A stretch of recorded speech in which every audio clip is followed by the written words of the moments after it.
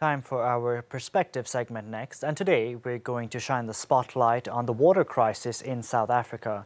Late last year, things were so bad that the government even announced the prospect of Day Zero, a day when the taps in the country's largest city would run dry. But a series of measures jolted residents of Cape Town into action.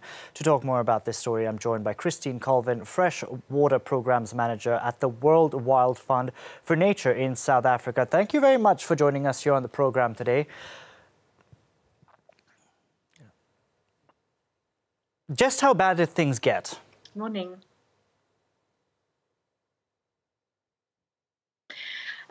Things got quite desperate. There was a very real possibility that in our homes, our taps would be switched off, which would mean the Cape Townians would then have to start queuing up for water at about 200 distribution points around the city.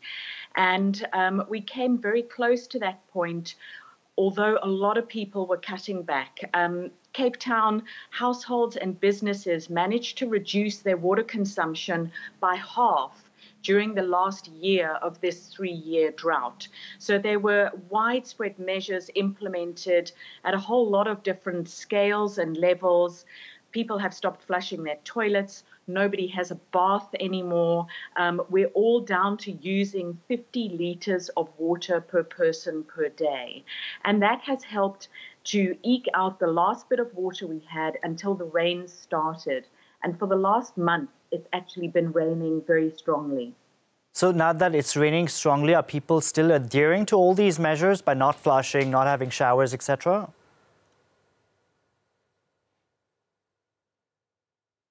Absolutely. The measures are still in place, and I think it would probably only be into early next year when our rainy season has finished. Our strong rains normally finish in about October or November. And at that stage, we'll know how full the dams are that feed Cape Town.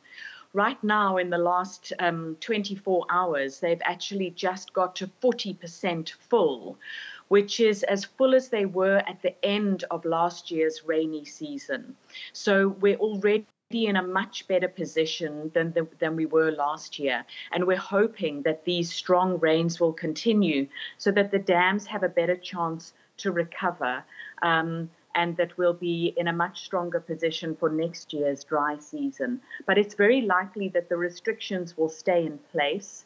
A lot of people have also fitted their own new water sources, like we're doing rainwater harvesting, people are using groundwater. So there's been a widespread diversification of the kind of water that we're using in Cape Town. So you said the rains are good currently where you are.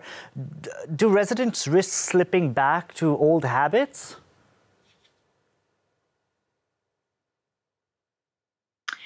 That is a very real risk. And I think the one thing that the local government is doing to try and prevent that is that the cost of water has gone up dramatically. So we're typically, although we're using much less, most households are paying 3 or 4 times as much for water. And if we don't stick within the restrictions, we pay even more. So there's an escalating rate for how much we will pay for water. So effectively, we get fined if we start slipping back to our old habits.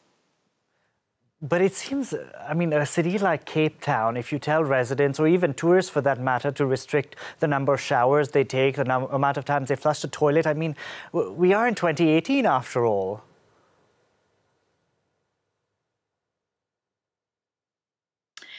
Well, we are, but 2018 is a year that we are already seeing the dramatic impacts of climate change.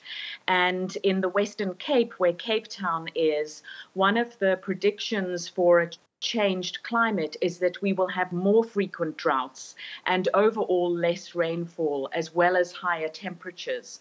So in Cape Town, we feel that the new habits that we've developed, the new infrastructure we've put in, the much more efficient ways of using water are going to place us in a better position to start coping with climate change and adapting to what we've been calling a new normal. So none of these investments are wasted. And most important of that is our own behavior change and our own awareness of actually that this is quite a scarce resource. Are politicians in South Africa more receptive to climate change now that Cape Town has faced this water crunch?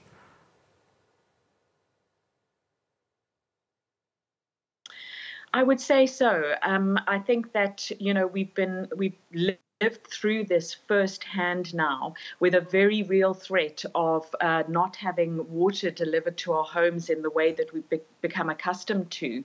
So I think that there's an awareness that the predictions of climate change are potentially coming sooner rather than later. This was something that was very clearly predicted by climate change scientists for the Western Cape.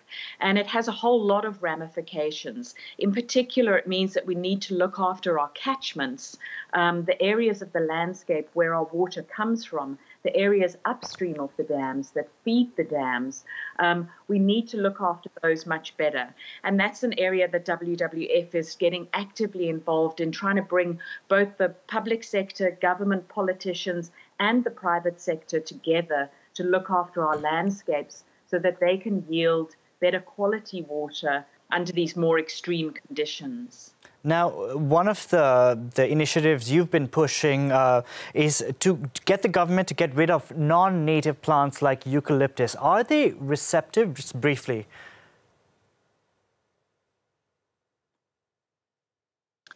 We have seen some increase in government budgets towards clearing alien plants. Alien plants at the moment in the Western Cape are using as much water as one of our big dams. So it's really important that if we want our dams to fill up, we have to get rid of these alien plants and let our natural biodiversity re-establish in the catchments. Christine Colvin, we're going to have to leave it there. Thank you very much for joining us here on France 24.